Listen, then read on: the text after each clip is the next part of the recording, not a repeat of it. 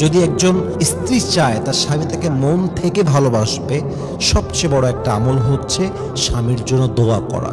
আল্লাহ, তুমি আমার স্বামীর রিজিকে বরকত দান করো, আমার স্বামীর হায়াতে বরকত দান করো, আমার স্বামীকে সুস্থ রাখো, আমার স্বামীকে ভালো রাখো, আমার স্বামীর রিজিকে বরকত দান করো, আমার স্বামীকে সুস্থ করে বাসায় ফিরে দাও, আমার স্বামীকে তুমি ভালো বাবা হিসেবে কবুল করো, ভালো স্বামী হিসেবে কবুল করো।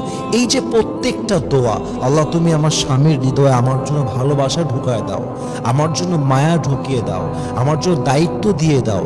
এই যে প্রত্যেকটা দোয়া আপনি স্বামীর জন্য করবেন, যে কোনো একটা দোয়া কবুল হয়ে গেলেই দেখবেন আপনার স্বামীর হৃদয়ে আল্লাহ আপনার জন্য পরিপূর্ণ ভালোবাসা ঢেলে দিয়েছে। পড়েন সুবহানাল্লাহ। এই জন্য দোয়া করতে হবে। দোয়ার মতো অল্টারনেটিভ ওয়ে আর কিছু নেই। কোরআনে আসছে উদউনি আস্তাজিব লাকুম, তুমি আমাকে ডাকো, আমি তোমার ডাকের সাড়া দেব। তুমি আমার কাছে দোয়া করো, আমি তোমার দোয়াকে কবুল করব। এই জন্য স্বামীর ব্যাপারে দোয়া করার দরকার যুবক ভাইয়ের আছে না নাই? আরেকটি আমল আমি এই মুহূর্তে শেয়ার করতে চাই। দেখেন, স্বামীর ভালোবাসা পাওয়ার জন্য সবচেয়ে গুরুত্বপূর্ণ বিষয় হচ্ছে স্বামীর প্রতি গ্র্যাটিটিউড দেখানো, শুকরগুজার হওয়া, স্বামীকে থ্যাংক ইউ বলা। অনেকে এটা বলে না, বলতে চায় না। স্বামীকে ক্রেডিট দিবেন। তুমি না থাকলে আমি যেতাম কোথায়? তুমি আছো বলে তো আমি ঠিক আছি, তুমি আছো বলেই তো আমি আমার ছায়া খুঁজে পাই, আমি আমার মানুষটাকে খুঁজে পেয়েছি, আমি শান্তিতে আছি, এটা ছাদের তলে আমি আছি। হোক না আমি কম খাচ্ছি, বাট তুমি আছো মানে আমার সব আছে। গ্র্যাটিটিউড হন, স্বামীকে থ্যাংক ইউ বলেন। ইভেন অনেক মেয়ে আছে দেখবেন সুযোগ পাইলে শুরু হয়ে গেল, আমার এইটা নাই, আমার ওইটা নাই, আমার সেইটা নাই, আমার ওইটা লাগবে, এইটা লাগবে, ওইটা দরকার, খালি নাই নাই, খালি নাই নাই, সব এইটা নাই ওইটা নাই। কিন্তু বলে না যে স্বামী তুমি আমাকে যা দিয়েছো এনাফ, আমার অনেক আছে আলহামদুলিল্লাহ।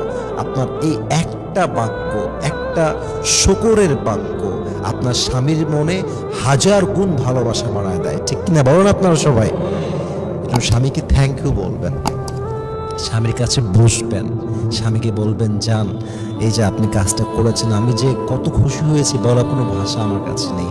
এই ছোট্ট একটা প্রশংসা স্বামীর জন্য স্বামীর মনটাকে প্রফুল্ল করে দেয়, স্বামীকে উজ্জীবিত করে ফেলে, স্বামীর মনে ভালোবাসাটা বেড়ে যায়।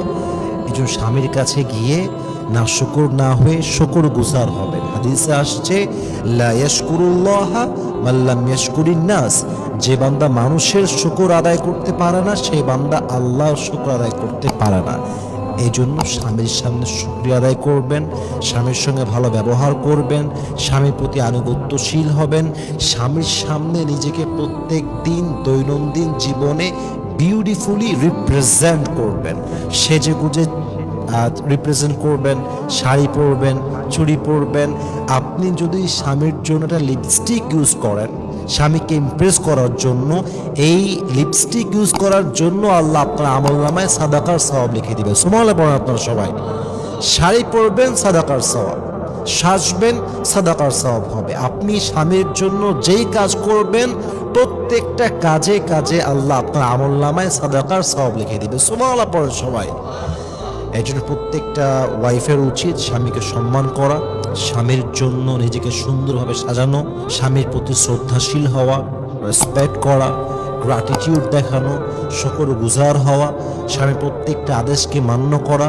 যদি এই আমলগুলো প্রত্যেকটা নারী করতে পারে, যদি সে বিশ্বস্ত হতে পারে, লাভিং হতে পারে, কেয়ারিং হতে পারে, রেসপেক্টেড হতে পারে, স্বামীকে সম্মান করতে পারে, কলিজা দিয়ে ভালোবাসতে পারে, আশা রাখা যায় প্রত্যেকটা নারীকে তার স্বামী কলিজা দিয়ে মন দিয়ে ভালোবাসবে।